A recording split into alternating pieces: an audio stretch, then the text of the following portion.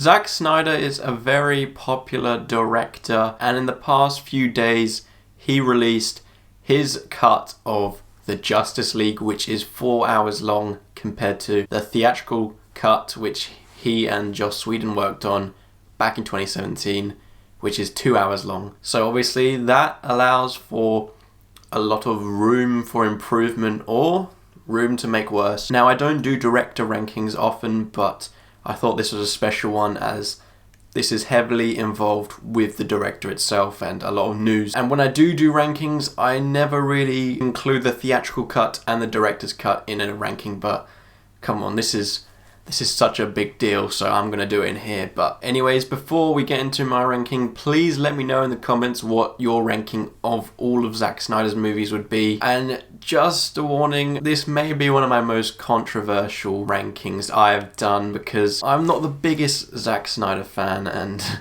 I know there are some diehard fans, but please don't hurt me. It's just my opinion, but anyway, let's get into it. Coming in at 9th place is Sucker Punch. Now, for me, this was an easy one to put into last place. Looking at reviews, there are many people who really enjoy this movie and think it's very underrated. Others think it's quite a disaster, and I agree with the latter. It was a film which clearly had a vision, but the execution just was not there. It had a big budget, and you could really tell because they used that really well to make this movie look very stylish. And the plot, from what I understood, was ambitious with what they wanted, whereas the rest of the movie, not so much. I'm not gonna lie, I watched through this movie and looked at all these explanations, all these ending explains. The movie was just confusing and convoluted, and I did not feel like the plot had a clear vision of what it's gonna be. The plot wasn't too clear. Like, having watched it about 2 weeks ago from this recording, if you asked me what the characters were aiming to do, I couldn't tell you because it left me really confused, and I thought it would have been a lot simple. It wasn't really like one of those which it's a thinker, you have to use your mind to think about it. No, I just don't think it was done well at all, and it made it hard to follow. And the reason it was hard to follow is the script. It didn't really help these characters stand out because they all looked kind of similar, so it was hard to differentiate them from each other. So like, the only reason I could tell people apart was if I knew who the actress was, and that's actually all.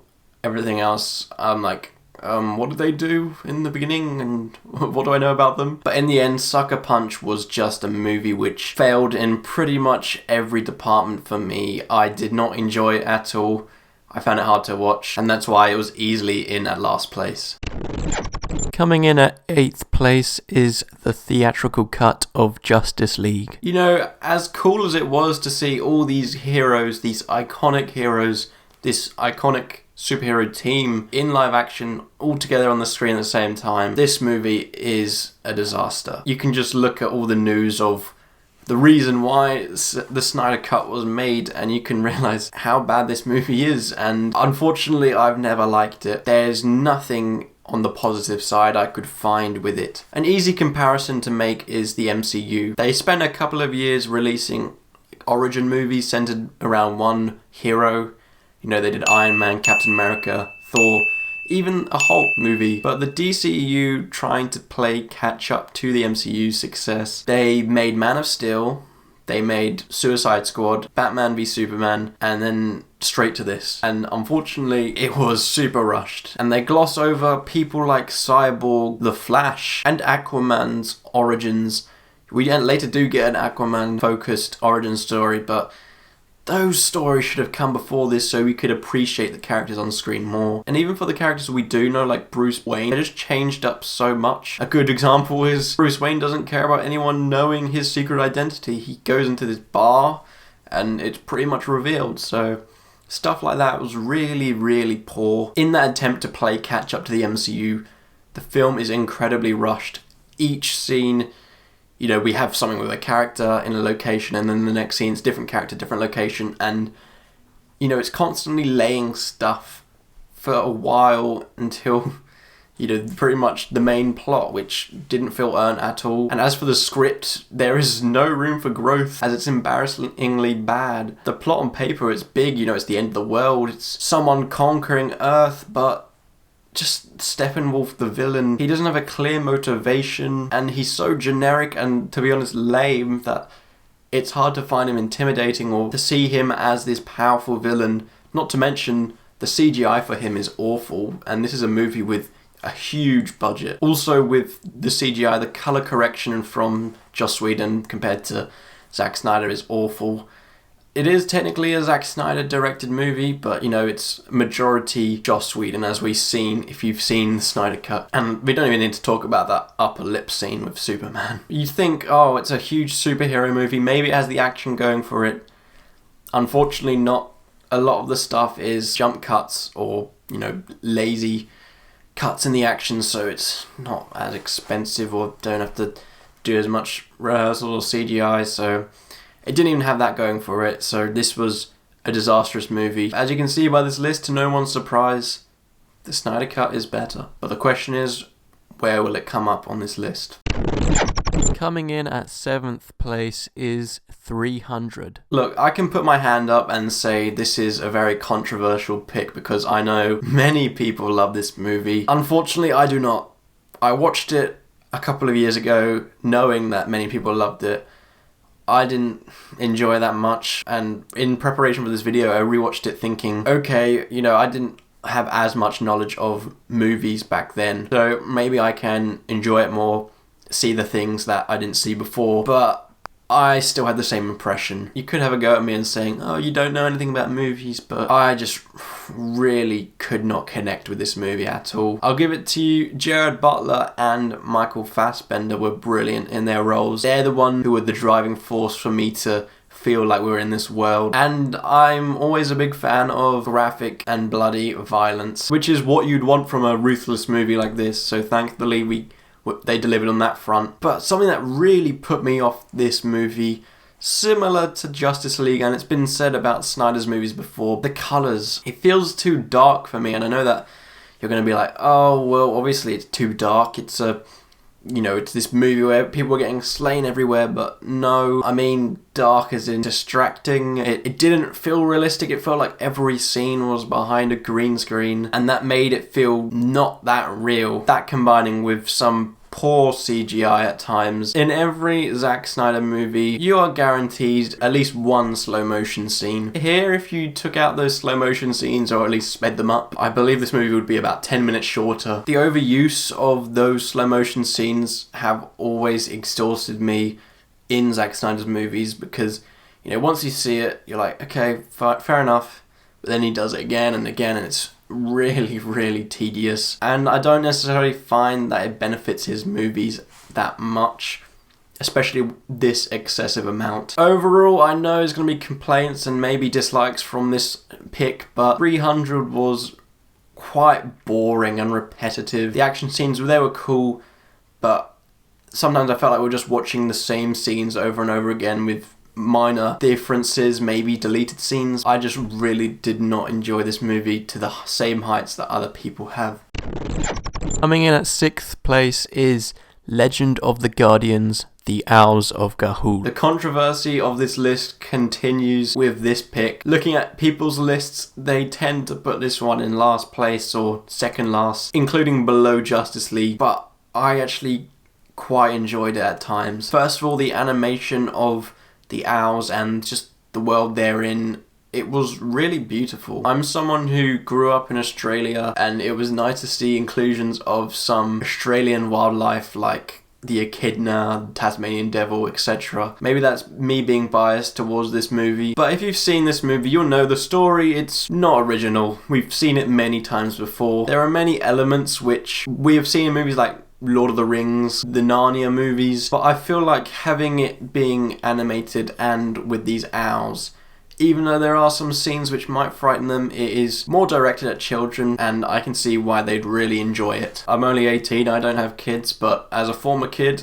I know that they would have a good time with this. And to be honest, it exceeded my expectations because I saw everyone's list putting it last. But the plot being so familiar means it can be really predictable. And for its 90-minute runtime, it feels really rushed with a lot of the stuff that it's trying to put in. And as for the characters, I couldn't really tell you much which would make the characters stick out. They didn't have much development at all, and because the story was containing a lot, they didn't get any development, as it was constantly going forward with the story. And with most things, if you can't develop the characters or make them stand out, it's really hard to care about them when anything happens. But this movie did exceed expectations. It's not amazing, but I'd say maybe slightly underrated for the younger audiences. Coming in at 5th place is Batman v Superman: Dawn of Justice. What's that? 3 controversial picks in a row? Yep. Oh, this video is going to get so many dislikes, I can already tell. Look, I can understand this movie has many flaws and failed to live up to expectations and its potential, but let's be honest, it's not a bad movie. It's still really enjoyable. First of all, it was great to see Batman and Superman face to face in live action on the big screen, also Wonder Woman. The action was quite enjoyable, especially one of the best Batman fight sequences we've ever seen in the warehouse. The conflicts between Clark and Bruce, they feel earned, they feel realistic to some extent, and you can understand why they are going head to head. But I mentioned it does have its flaws. One of them being Jesse Eisenberg being miscast as Lex Luthor. We all know Jesse Eisenberg is a great actor. As soon as this decision was put out, it didn't sit right with me. And it's not to say Jesse Eisenberg himself gave a bad performance. It was how it was written. You know, I'm sure he gave them everything they wanted, the people who wrote his part. But he just felt like a young adult with ADHD who had just done a line of coke. That's how over the top and intense and enthusiastic he was. I remember seeing this movie in cinemas and getting really annoyed at a certain part.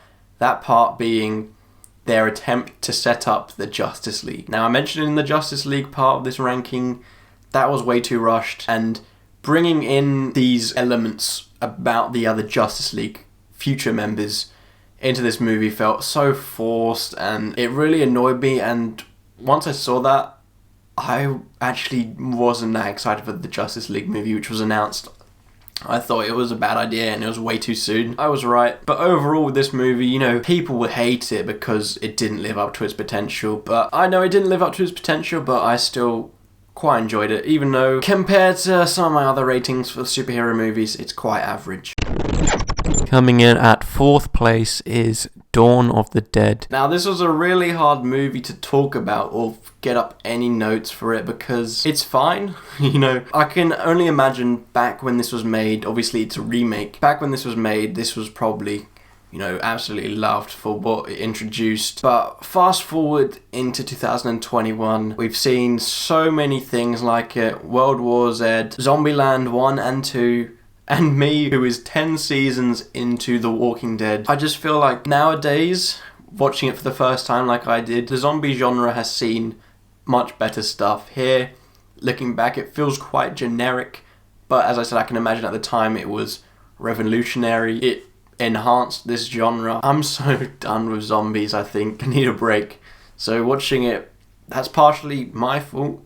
Well, I guess it is my fault for how late I watched this, but you know, it has introduced some good things like, you know, the differences in people and how they have to come together to survive. And it had Phil from Modern Family, who was quite annoying actually, which I didn't think was possible. So yes, it is a good zombie movie, but looking back to it like 17 years later, it feels very generic and cliche, I guess, but I guess it's what introduced that cliche to us.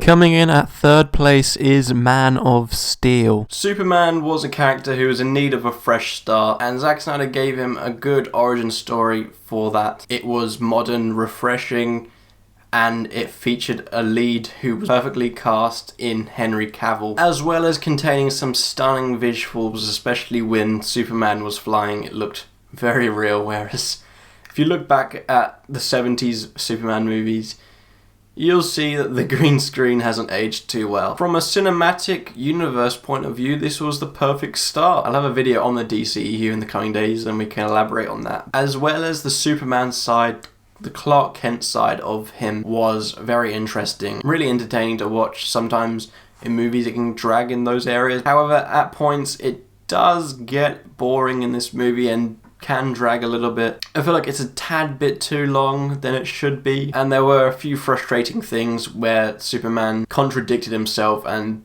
did things he swore not to do, and he didn't even really acknowledge that he had done them. I was never a huge Superman fan as a young kid or as now, so it wasn't one which really changed my life.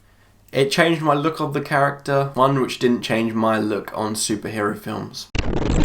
Runner-up in second place is Watchmen. Now, a funny story about this one. I've seen Watchmen before, but in preparation for this video, I decided to rewatch it. I knew it was a long movie I had to sit through, so I prepared myself for that 2 hours and 45 minute duration. I was watching through it and I was like, geez, I swear this has been going on for ages. And I looked and I had watched 2 hours and 45 minutes of it, but it still had like an hour to go, and that's because I accidentally watched the director's cut. I'm not gonna lie, it didn't change my view on how I watched the theatrical release cut, so I'm just gonna stick to what I gathered from that. It is a very dark movie, and something we haven't seen before. That's what makes me really enjoy this. It really does find its tone. The action is raw and uncut. What you're guaranteed from a Zack Snyder movie. I've never read the graphic novel, but Jackie L. Haley was perfectly cast as Rorschach. I can already tell this very intimidating presence. Someone who doesn't like to play by the rules. And I've seen him before in A Nightmare on Elm Street, the remake,